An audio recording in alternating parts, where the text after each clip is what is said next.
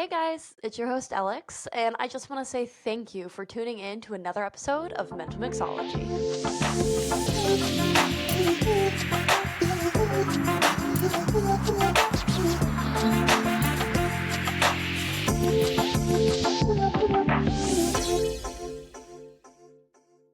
All right, this one's from empaths out there. If you consider yourself a very empathetic person, and I think we do, a majority of people have some varying degree of empathy within them. There are some of us that we maybe have a little too much empathy. I don't think that you could say that. There's no such thing as too much empathy, but I will say being an empathetic person or being too much of an empathetic person can at times be a disservice. It can burn you. It can emotionally and mentally exhaust you, but we need empathetic people in this world. We need people that truly are the human glue of friendships and families, because having empathy, it allows us to form profound connections. And not only that, but empathy allows people to feel safe in spaces. It allows joy to be magnified times like 1,000 in certain instances. But what the important thing here is to know that if you are an overly empathetic person, you have to see the highs and lows of this. And it's not really something me personally I really saw was an issue, but seeing how on a day where I'm in the office and I'm talking to people all day, I come home and when I say gassed, and I wonder why. I'm constantly like, I shouldn't be this tired, right? But then you really go and look into your day and you see what it involves and you see these conversations and interactions. And as someone who I'm not a surface level person, I like the in depth conversations. I want to know about your family, your whole life story. That's just who I am. I care about people. And there is a lot that comes with that. I don't think we realize how much of a toll it takes on us when we're absorbing people's feelings. It's really hard and it's hard to explain. I tell my sister, because she's not empathetic, we're on two different sides of the spectrum. I sometimes tell her my thoughts in the empathetic realm, and she will just look at me and be like, why are you thinking that deep? And yeah, it makes you look at yourself and think maybe being empathetic isn't a great thing. But everybody having a good balance, I think, is the harmony of life, not being overly empathetic, but being empathetic enough to make this world go round because I think it is essential, like I said, in human connection, in us being able to just truly see other perspective. Because that really is what empathy does, is it puts yourself in someone else's shoes. And I think more of us could be more empathetic. And the ones of us that are too empathetic can take a step back and not feel other people's emotions so much. So there are two different kinds of empathy we are going to talk about today. So there is cognitive empathy, and this is understanding someone's perspective. But then we also have the affective and emotional empathy, which is physically feeling someone's emotions. Me personally, I think I have all the empathy. I do both of those things. And where we truly need to gravitate more towards is cognitive empathy, because I think that when you fall on emotional empathy, that is sometimes how you can have your rose colored glasses on for too long, how you can avoid having hard conversations, you avoid standing up for yourself. There's a lot that can come with that emotional empathy. So, those are two things that we can look at when we talk about empathy. So you can kind of look to yourself and be like, okay, am I more of a cognitive empath or am I more of an emotional? One thing I want to know too, as we start to dive into this, I am not a horoscope person. I've never really been a horoscope person. The only horoscope I know about is my own. And I was born to be empathetic. Let's just say this. But it's hilarious because I went to Google Gemini and I just asked, how would you describe a Pisces in terms of personality? And the breakdown that they gave me is a chameleon of hearts. They don't understand your feelings, they absorb them. If you're hurting, a Pisces will sit in the dark with you and feel that pain with you. I thought that was just because I had gone through a lot of mental health trials and tribulations. But I think that's where a lot of the empathy falls is I know that I've experienced a lot of bad and a lot of low feelings in this lifetime. And I never, ever, ever want anybody. I don't care if you've hurt me. I don't care. I don't care who you are. I never want anybody feel as low as I have felt in days, to be as lonely, to be as upset, as defeated. And I know it's inevitable, but I truly believe that having somebody there to get you through those moments, someone, and not even the low moments, but the good moments, a cheerleader cheering you on when things are going great and you need that positive support. I love just being there for people. I'm a big proponent in treat people the way you want to be treated, but there's also on the other end of that, treat people how they want to be treated.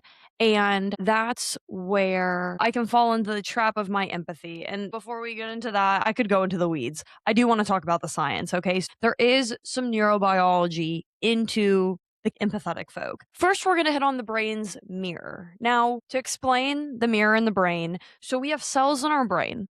And these cells fire anytime we experience something or we watch someone experience something. So, for empaths, this is a system that stays highly active within us. Our brain basically runs a literal simulation of our own, of the other person's experience, if that makes sense. That's how we feel things so deeply, especially when we watch somebody endure something, is in our brain, we are almost putting ourselves in their shoes, and that is why we feel it so deeply. And that's what makes it hard too. Like if someone ever screws me over, that is the point that gets me because I put myself in their shoes and I'm like, well, this excuse and this excuse and this excuse. And like, yes, you could do that all day long, but at the end of the day, you can't let your empathy justify someone not treating you correctly. So that is one tip I'm going to just throw out there and something I've seen with my own empathy that has hurt me. When we see what someone goes through and we feel that, that's not a bad thing. We just can't allow ourselves to act on that all the time. And if I'm being honest, we do want to try to get away from feeling it so much because that is why I'm depleted. You play through this instance and this simulation in your mind so many times, especially when something negative happens. I will run through the situation in my brain a gajillion times so it makes sense to me, like what they're going through or what they're dealing with. Like, I'm just going to go out with it. One of my friends, we worked together, did mental mixology stuff together. The job we work at together, he quit. And he quit kind of out of left field and he didn't say anything to anybody.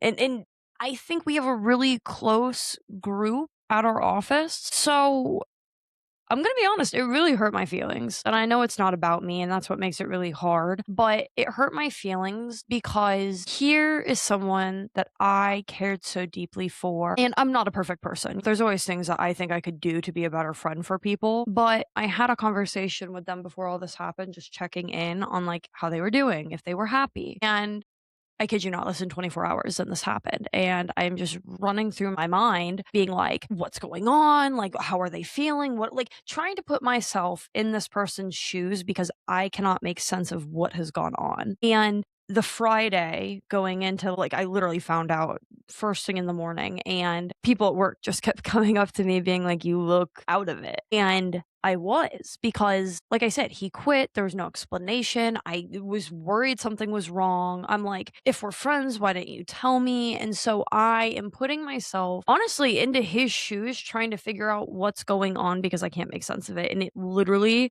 I mean, I'm not kidding, took over my whole Friday, my whole weekend.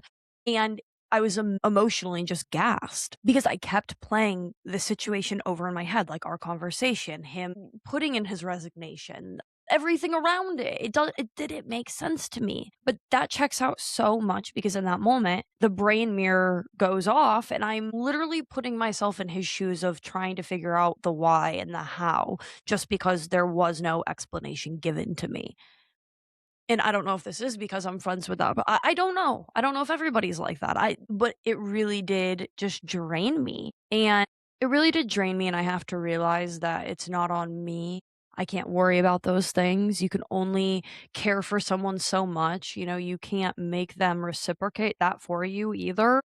And you don't know what that other person's going through too, because that's the hard thing for an empath is when you're trying to put yourself in someone else's shoes and you can't. It's like, okay, like why? Not being able to answer and having that unknown, it's frustrating, it's upsetting, it's disappointing, it's really challenging. But that's why I want to have this conversation with you guys, because when this whole situation took everything or so much out of me, I'm like, am I crazy for this? Like, is this normal? And that's why I want you to know that if this is something and like something along these lines has happened to you, it sucks. And I'm sorry you have to deal with it. I promise once you identify it and kind of see how you can, I don't want to say back away from feeling so deeply, but realize where and when you should. We'll get into more of that because it really isn't that easy, but that is the goal here. But then with empathetic people, there is also, in talking about the neuroscience, emotional contagion. So basically, the psychology behind emotional contagion is emotions are like a virus. Highly empathetic people catch them instantly. Instantly. I'm not kidding. I am the kind of person crying in the movie theaters too. Like, Elf, okay? I don't know if you've seen the movie Elf. It's my favorite Christmas movie. If you watch the part where Buddy, his dad's about to go to work and he has on the Etch a Sketch the list of everything that he wants to do with his dad in that day. And he goes up to tell his dad and he's so excited. And his dad's like, no, Buddy, I have to go to work. And Buddy like shakes it. Cause when you shake an Etch a Sketch, it goes away. Well, he, like, shakes it, and you can tell Buddy is so disappointed, and when I say, as a child, I knew I was really empathetic because I would have to, like, take my headphones. I remember watching it in the car, like, the car, you have your headphones and the little TV monitor in my mom's minivan. This part would come up, and I'd take off my headphones and look away because I felt Buddy's emotion so much of just being sad, being left out, just feeling lonely, and it killed me. Another way to just example this is the TikTok trend of "Give me my money" or something like that. I can't remember what they said, but it was the TikTok trend of you get a group of people together, you get it like there's one victim, okay? And everybody says, "I want my money" or "Give me my money." I don't know it. I can't remember it. And once the one person says it, everybody says something back. And the trick is the one person that you pick out, they say the "give me my money," and you don't say anything back. So then they're like looking around like, did I do something wrong? Am I missing something? I don't know. That trend within itself made me feel bad because I just hate seeing people lonely or left out or feel bad or feel sad. I would rather watch golf for 24 hours straight and not be able to get up than to see someone sad. Call me crazy. It makes me like, I'm not kidding. I really do. When I see someone sad, it makes me sad. Or even a car accident. When I say if I see like a bad car accident on the highway, it kind of shakes me up a little bit just because I put myself in that perspective. Like, oh my gosh, like one, I'm thankful first. Like, thank you, God, for giving me today. And second thought is, oh my gosh, like how are those people doing? What are they going through? What's going through their mind? Because I've also been in a car accident before. So it's like you almost go back to how you like it's empathy runs so deep. I tell you what, even when you're not even trying to be emotional, you don't got an option. It just gets you. But as we wrap up on the neuroscience of this, there is a lot of fatigue that comes from being an empathetic person. So when you absorb emotions, your amygdala, which we have talked about a lot on this podcast, but if you don't remember or you haven't listened to us yet or joined it in any episodes, your amygdala is your brain's threat detector.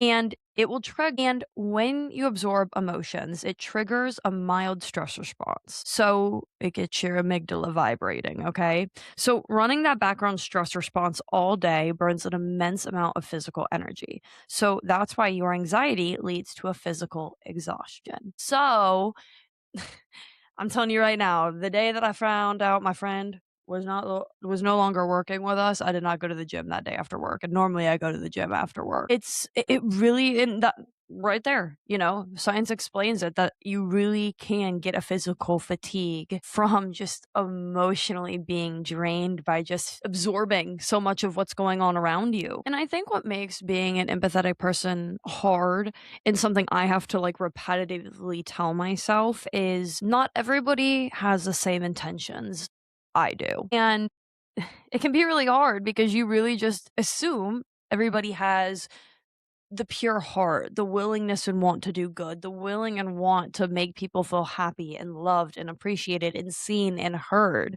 And when you believe that everybody is as just kind-hearted as you are, or soft-hearted is probably a better word, that allows a very big open door for people to take advantage of you. And a prime example of this was my past relationship. I was dating a master manipulator. Let's just say that. And since I was such an empathetic person, every time this person hurt me or let me down or lied to me, they would give me some sort of reason why or an excuse. And I think they knew that I was an empathetic person. So they knew if they played on my emotions and I could understand why they did something, like if they could hit on the emotions, I would be like, oh my gosh, yeah, I understand. I would have that understanding, and this toxic cycle would just continue and continue and continue.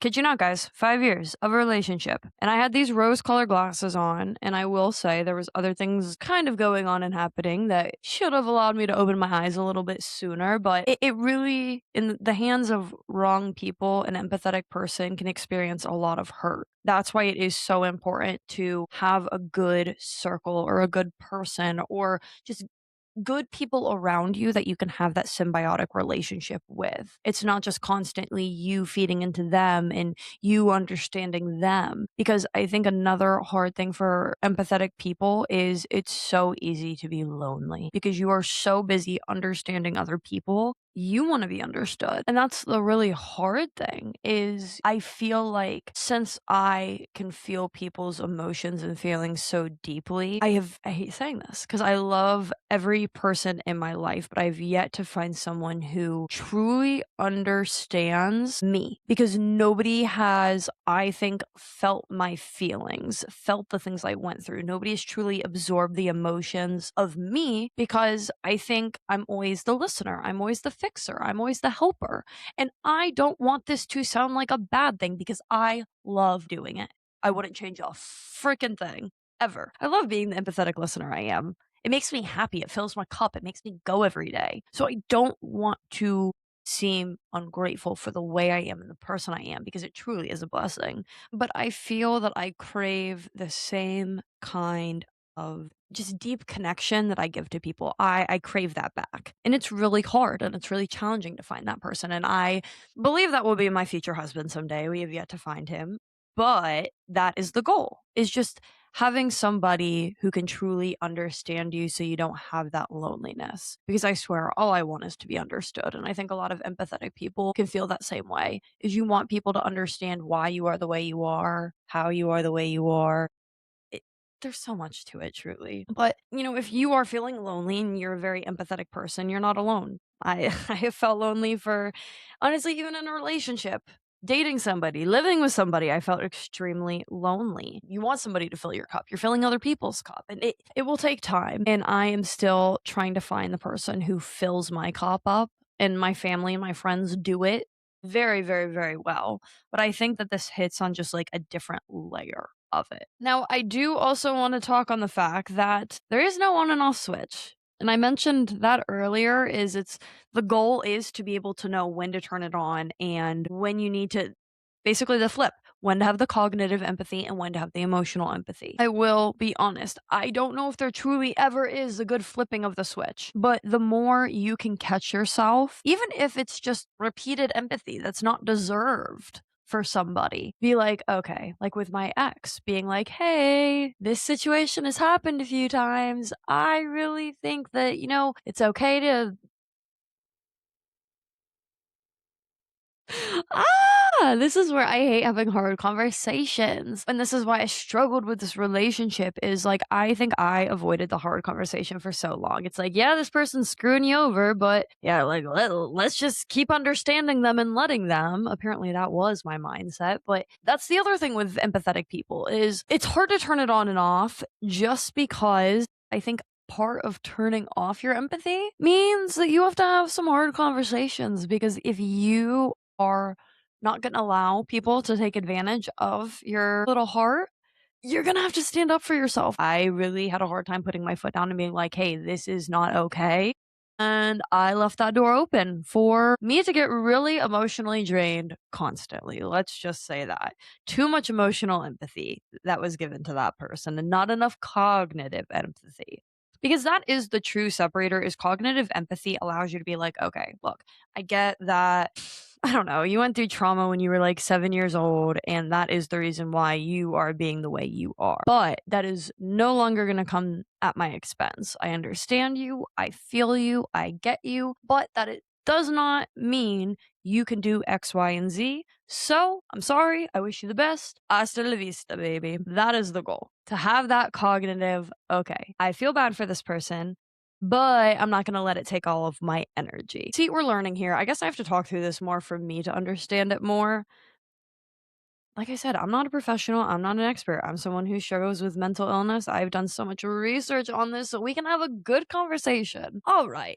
Moving on to the next, just not so great thing about empathy, okay? But the frustration of just letting things go can be so hard. And there's so many times where someone in my life will just be like, it's not that big, like my sister, it's not that big of a deal. I don't know why you're thinking that deeply into it. People think we can just shut this off.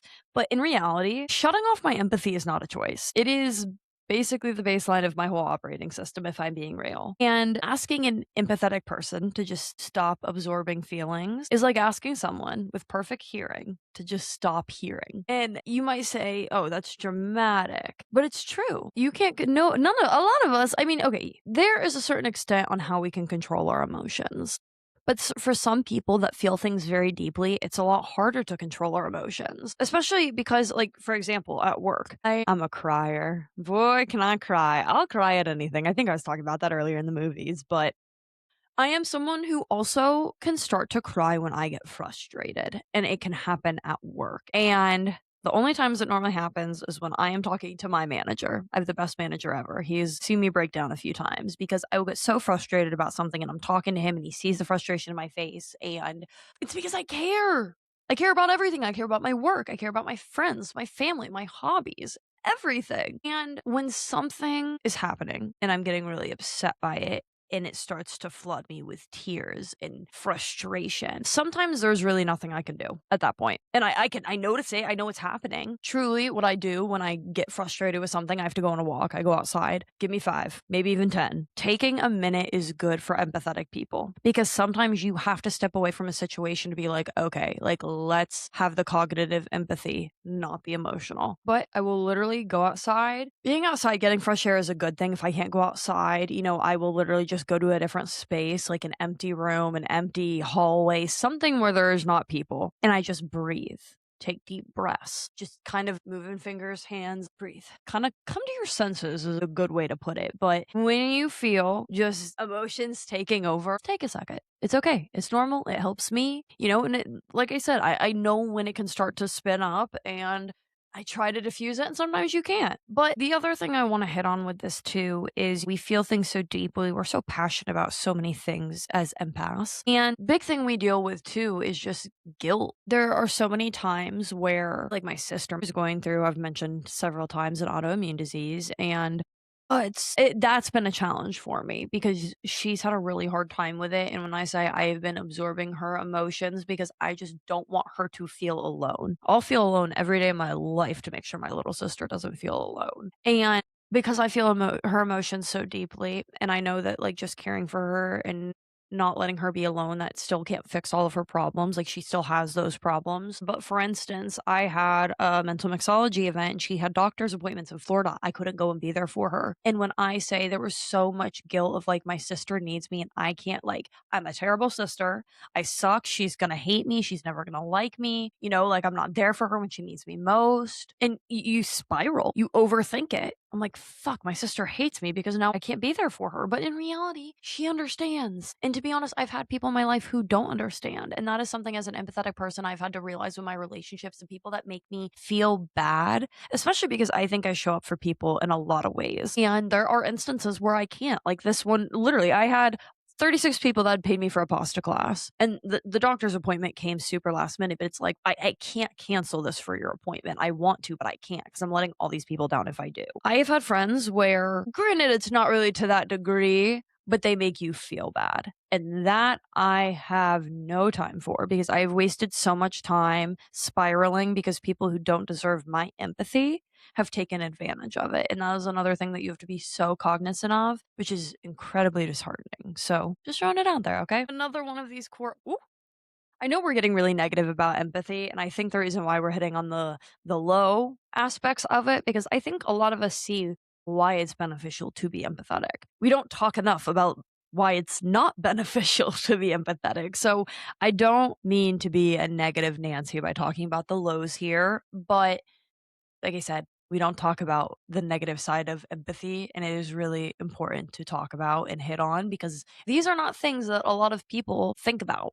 when it comes to their empathy and how they're treating their relationships and approaching their relationships. So I'm just trying to help the other empathetic people like myself not get taken advantage of and to pour into the right relationships and to not burn yourselves out, okay, people? But another thing that I have a tendency of doing is I will erase my own boundaries to keep other people comfortable. But for instance, my family and my ex partner did not get along at all. And it was to the point where, like, stop bringing my ex around just because it created so much hostility and negativity. And it got to the point where, like, I would hang out with my ex partner's family a lot, but they never hung out with mine. So it was almost like I was living a separate life with my family and then also with my partner. And I didn't want my ex to feel like I was choosing my family over him. And I also didn't want my family to think I was choosing my ex over them. So I became the ultimate people pleaser. I didn't want to say no to any family event. Like,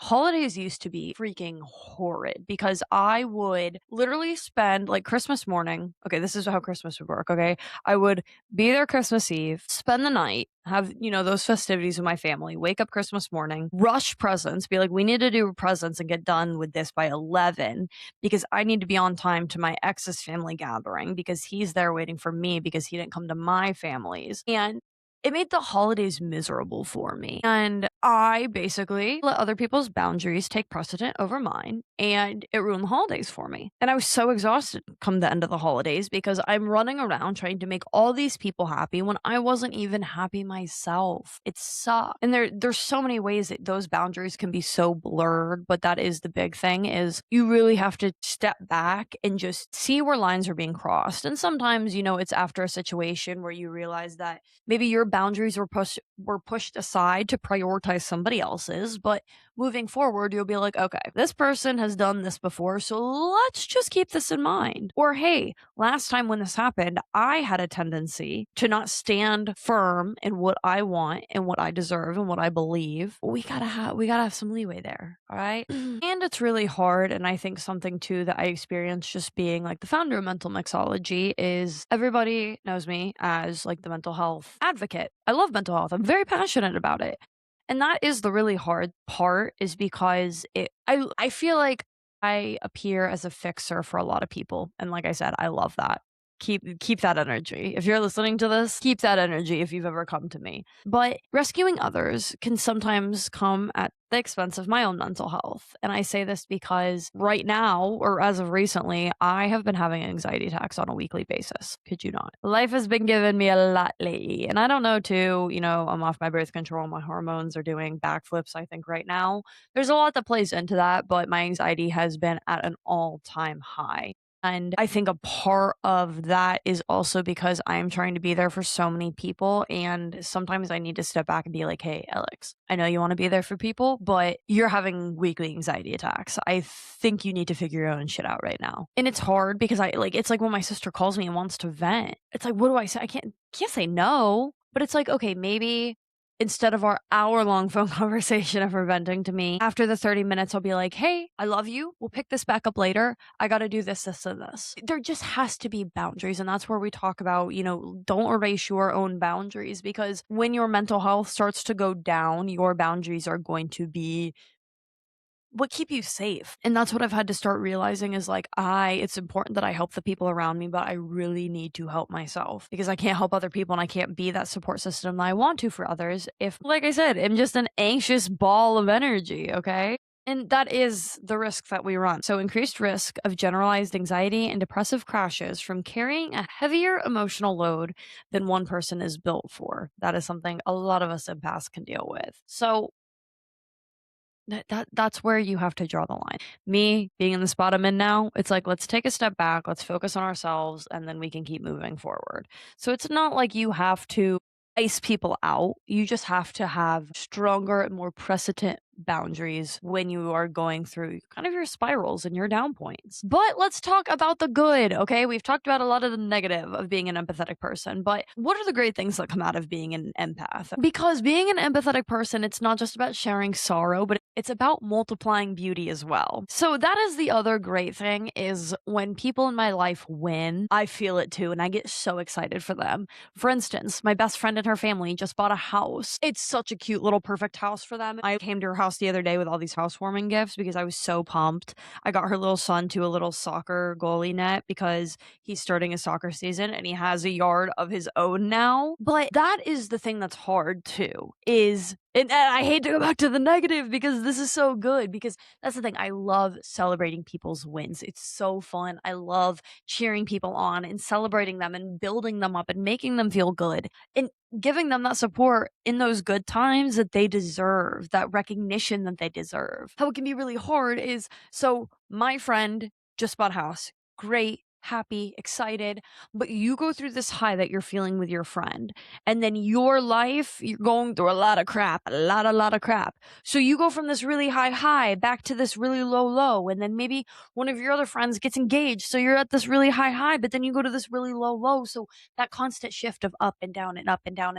that is another thing that can drain us. That is the reason why our batteries can run down so quickly. So I wanted to note that in talking about the good. We're going to keep talking about the good, okay?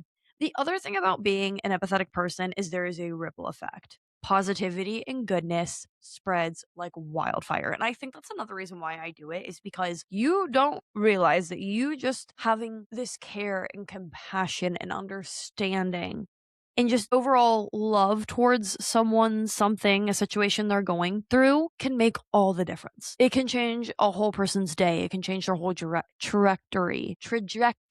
It can change their whole trajectory. It is wild, truly, how empathetic individuals act as emotional regulators in rooms, communities, and families, de escalating tension just by existing. And I say this because and I think a pure example too. Last week, I was at my parents' house, and my family does not fight that often, but basically, this is where, okay, you can see my empathy in all of its glory here. So, me and my sister got into an argument last Monday. We just got off work, we're talking. You want to hear all the details? I had a mental mixology event, and I've asked my mom and my sister, they normally help me with these events. The past two events I've needed their help on, they have bailed on me like a week or two before the event, and I've had to scramble to find somebody else to help me because I needed the extra help. And so you can kind of understand why I'm a little frustrated.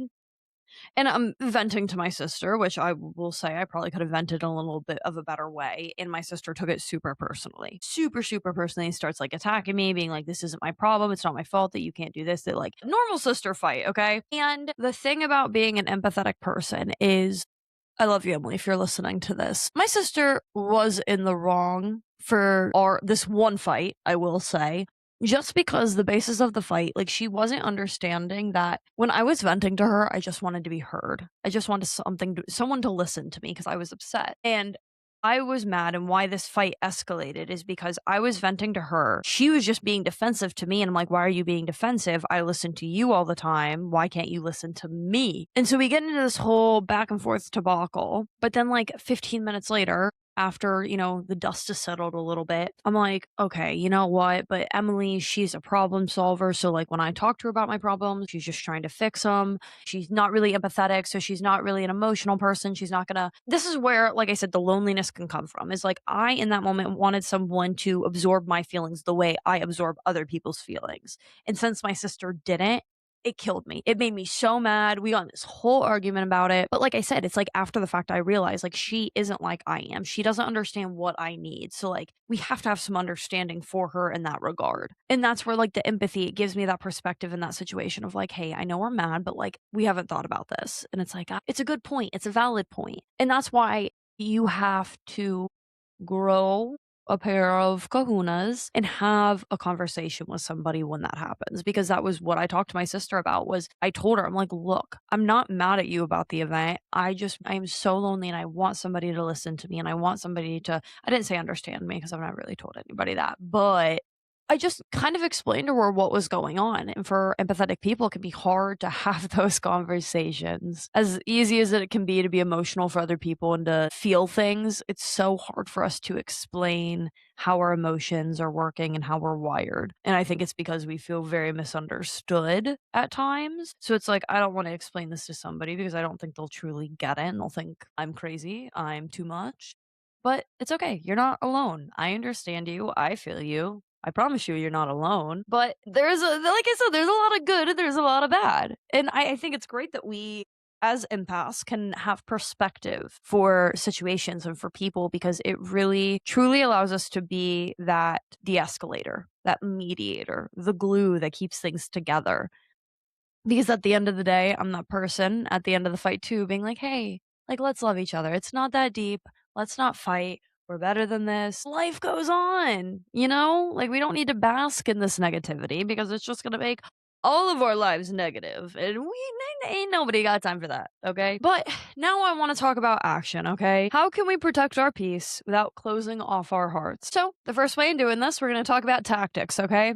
So, the emotional coat check. What I want you to do is I want you to visually imagine handing back emotions that do not belong to you at the end of the day. So, when you are washing your face, brushing your teeth, cooking dinner, I don't know, you know that time of your day where you're just kind of thinking back or your mind's racing with kind of what you absorb for the day? What I want you to do is if it does not directly affect you or involve you or have anything to do with you, hang it on the coat rack.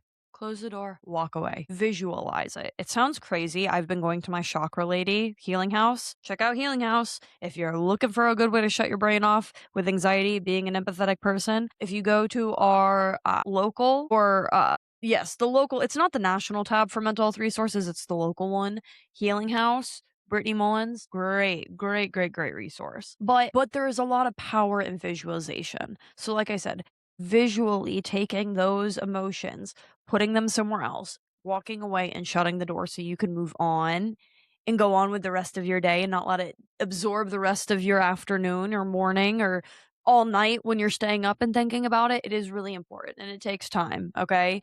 But if you can just constantly visualize releasing it, letting go of it, after a little bit, it will start to give you a little bit of relief, but it takes time. Another one of our tactical tools is the no as a shield. Okay. So, why saying no to someone else is also a yes in terms of your mental stability is basically, it's really hard. No is a word I hate really saying, but we feel guilty when we say no. Okay. And it's hard. But you have to understand that by saying no, sometimes you allow your brain to rest more by just saying no to someone or something. And I'm a big proponent in saying yes. But another example, I have a new employee of mine. He's in the recruiting department. He's a hella really good work ethic, good passion, great kid.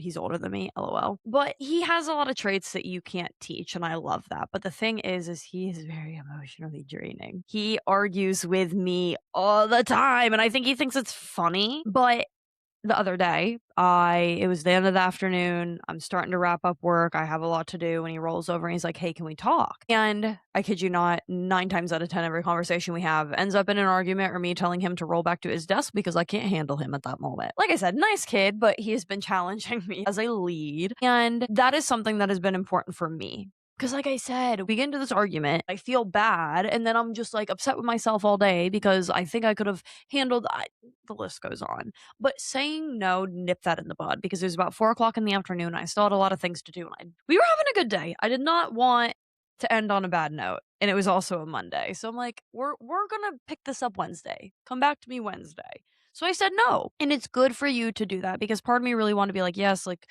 I don't want to make him feel bad. I don't want to dismiss him, but I needed that because my Monday was already just insanity. And that was the last thing I needed. Okay. And then our last tactic as we are wrapping up is grounding practices. And this is the funny thing is I went to my chakra lady yesterday. She said that with my anxiety, I really need to work on grounding. And grounding is simply going outside with your shoes off, standing in the grass and just feeling the grass, moving in the grass, being out. Like it's literally putting your feet on the ground. It's exactly what it sounds like. Okay.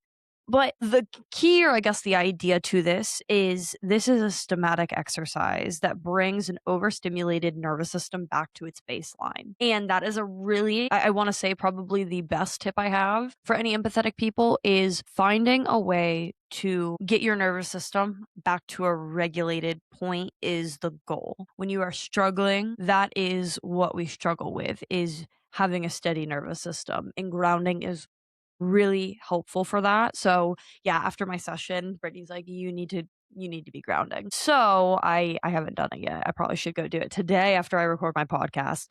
And that's the other thing. You can give yourself so many excuses of why you don't take care of yourself and why you take care of others and prioritize others over yourself. But you get to the point where you are run to the ground and you're like, what is life? I am gassed. I don't know what to do. I don't want to do it anymore. You get yourself to a really low spot. So I really urge all of you listening that if you feel yourself draining and getting to a worse, lower spot, more anxiety, more depression, please take care of yourself. Please step back from other people and trying to take care of and fix and heal and be there for them and be there for yourself. Systematic exercises, going to someone to do chakra and healing work. Genuinely, if you go to mentalmixology.org, you go to our local resources and you go to our natural resources, we have a lot of stuff on there that you can explore. But systematic exercises, Google it, look it up. There's so much you can do within that space. You can go see people that help with systematic exercising. I also want to say Second Story Reset is another resource on our local tab group that can do this as well. But the nervous system, it gets all out of whack, and that is the goal here, is pour into people that pour into you. Nip in the bud people that are taking advantage of your empathy, and be able to have healthy boundaries for yourself so you can make sure that you're pouring into your cup before you're pouring into other people's cup. And I'm going to be vulnerable and honest with you guys as we wrap this up. I feel like I'm an empathetic person because I mentioned this in the beginning of the episode. I have been in some really low points in my life, and I never want anybody to feel as alone as I've felt in this lifetime. I still feel alone. I'm honestly going to be doing a loneliness episode coming around in September for Suicide Awareness Month, because a lot of that loneliness really does stem from the fact that I just want to be understood. I want someone to be able to see the things I've gone through, to see how I work, to be able to absorb my emotions and get perspective for me in this world. And I have amazing people in my life that are there for me. They see me, they support me. I'm loved. I'm so loved by people. But I think unless you truly deal with it, you don't understand. And it's like something I don't want to tell my friends and family, because I don't want to offend them by being like, hey, I'm lonely. But I am, because like I said, there's nobody in this world that truly understands and knows my emotions and who I am for what they are. And if you feel like that, I'm being open and honest, because like I said, I don't want you to feel like you're in this alone. It sucks feeling lonely, but I promise it's only a season. I really do. There's a plan for all of us. God truly has one. And, maybe you are feeling lonely in this season, because when a person in your life comes along to eliminate that loneliness, it's going to show you how much they mean to you, how much you have to give into them because they give into you. Because that's what I'm excited for, is like, I'm so excited to have somebody who fills my cup, because then I can fill theirs right back. And that's like the perfect situation. But that's really all that I have. Okay. Keep in mind, you can't pour from an empty cup. And it's amazing to be an empathetic person, but protect yourselves. We also have a lot of resources on our national resource tab and on our local resource tab. So utilize those as well. But you're not alone. And you will get through this. And this is just a season of your life, because I'm here to tell you I'm going through it too. And there is a light at the end of the tunnel. I know it. And you have to know it for yourselves. So thank you for tuning into another episode of Mental Mixology. If you or anybody you know is in a mental health crisis, please call or text the number 988. Be kind to yourselves, be kind to one another, and we will be back with more episodes next week.